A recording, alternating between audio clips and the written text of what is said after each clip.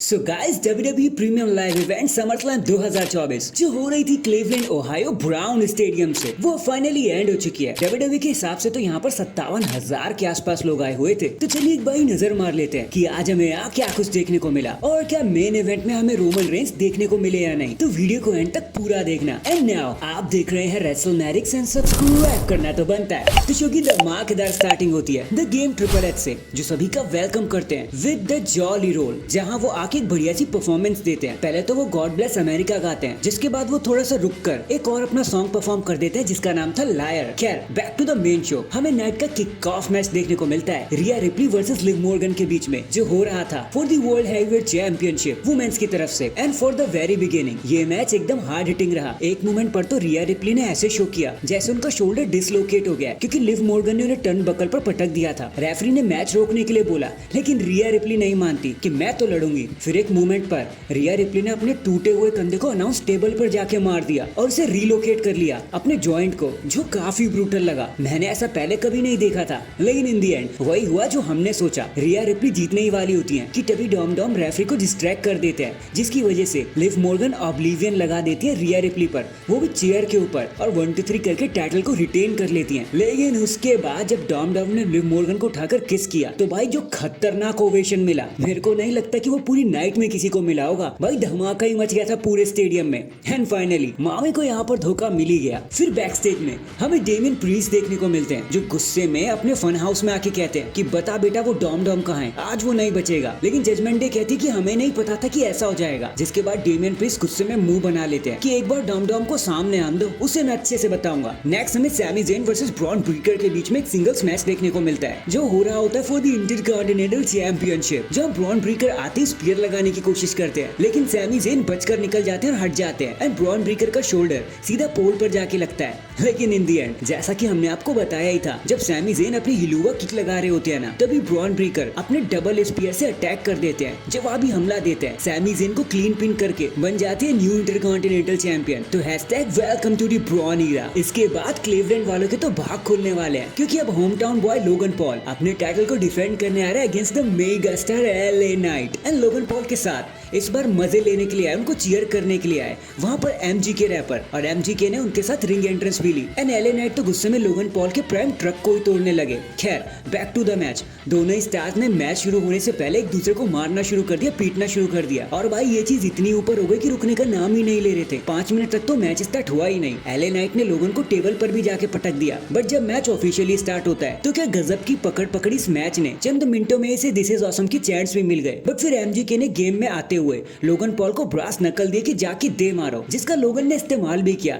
लेकिन फायदा कुछ नहीं हो पाया, क्योंकि उसके बावजूद भी LA नाइट BFT लगाने में कामयाब हुए और जीत जाते अपनी पहली सिंगल्स चैंपियनशिप, वो भी United State championship. But there is a catch, Logan Paul का पूरा ही पैर रिंग रोप्स पर था, तो लॉजिकली पिन होना नहीं चाहिए था। बट चलो हु केयर्स, रेफरी ने देखा नहीं एंड पिन हो गया, हमें मजा आ गया। एंड इसी के साथ WWE ने अपनी प्रथा को भी कंटिन्यू रखा कि होम टाउन हीरो कभी अपने घर में नहीं जीत पाएगा। इसके बाद फॉर द वुमेन्स चैंपियनशिप बेली अपने टाइटल को डिफेंड करती है against the queen Nia Jax. And ये मैच तो यार काफी सो ही था, कुछ स्पेशल नहीं था यहाँ बताने के लिए। बट हाँ, जब जो बेली ने पावर बॉम्ब दिया ना नाया जैक्स को, वो भी कंधे पे उठा के, भाई सारी ऑडियंस ही खड़ी हो गई थी कि भाई ये क्या हो गया। लेकिन फिर हम चलते हैं आखिरी में, जहाँ टिफी अपना टिफी टाइम लेकर, मतलब अपना ब्रीफ केस लेकर आ जाती है। हमें लगा था कि वो कैश इन करेंगी, लेकिन नहीं, वो नाया जैक्स का साथ देती है। और इसी डिस्ट्रैक्शन में इन दी एंड 2 पावर बॉम्ब लगाकर, एक अनाइलेटर लगाकर फाइनली नाया जैक्स मैच को जीतकर बन जाती है वुमेन्स चैंपियन। अब टिफी के देखो इतना तो बस की थी नहीं कि वो नाया जैक्स पर कैश इन कर दे, इसलिए वो नाया जैक्स के साथ सेलिब्रेट ही करने लगती है। बट हाँ, जितना सोचा था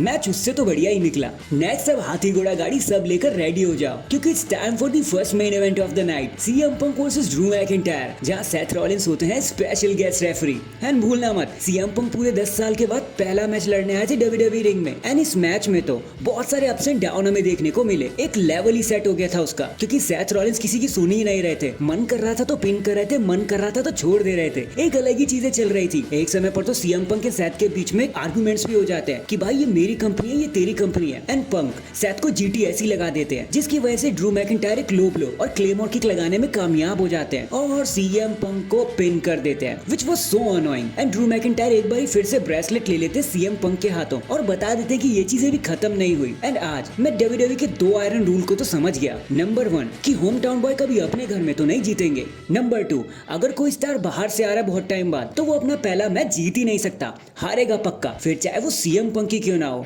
और आप भी इस चीज को गांठ बांध लेना। खैर हम चलते हैं अपने अगले मैच की तरफ, which is the world heavyweight championship match, जहाँ डेमियन प्रीस्ट अपने टाइटल को डिफेंड कर रहे थे against the ring general Gunther और किंग जनरल भी। एंड क्या ही भयंकर मैच था ये, एकदम हार्ड हिटिंग, दोनों ने एक दूसरे का खून ही निकाल दिया था, कुत्ते की तरह मारा एक दूसरे को। लेकिन आज तो जजमेंट डे की वाट लगने वाली थी, क्योंकि जब डेमियन प्रीस्ट मैच को जीत जाने वाले होते हैं, पकड़ बनाने वाले होते हैं, कि तभी फिन बैलर आकर उन्हें एक्चुअली परेशान करने लगते हैं, गंथर की हेल्प करने लगते हैं और अपने दोस्त डेमियन को ही कॉस्ट कर देते हैं। डेमियन ने बहुत कोशिश करी ओवरकम करने की, बट एक बारी जब गंथर ने स्लीपर पकड़ लिया तो फिर तो उसका लेवल ही आप जानते हो क्या होता है, उससे कोई नहीं बच पाता। And in the and Gunther बन जाते हैं न्यू वर्ल्ड हैवीवेट चैंपियन, जैसा हमने आपको बताया ही था। जिसके बाद हमें ऑसम ट्रूथ दिखाए जाते हैं, जो समरस्लैम की ऑफिशियल अनाउंसमेंट को बताते हुए आते हैं और बड़ा चढ़ाकर ही चीजें बताया हुआ हम जानते हैं। और वो नंबर थे 57,791। एंड देन हमें 8 डाउन अंडर भी देखने को मिलती है, जो क्लीवलैंड एंड जेली रोल का मजाक उड़ा रहे होते हैं, कि तभी जेली रोल भी वहां पर आ जाते हैं और उन पर चेयर शॉट लगाने वाले होते हैं, बहुत मैसिव शॉट मारते हैं और एक धमाकेदार चॉक स्लैम भी ठोक देते हैं ऑस्टिन थ्योरी के ऊपर, और एक कॉम्बो में 5 नकल शफल हमें देखने को मिलता है। एंड इन दी एंड ये सारी चीजें लीड करती है हमें हमारे मेन इवेंट की तरफ, WWE undisputed championship. Cody Rhodes अपने टाइटल को डिफेंड कर रहे थे अगेंस्ट सोलो सिकोवा एक ब्लड लाइन रूल्स मैच में।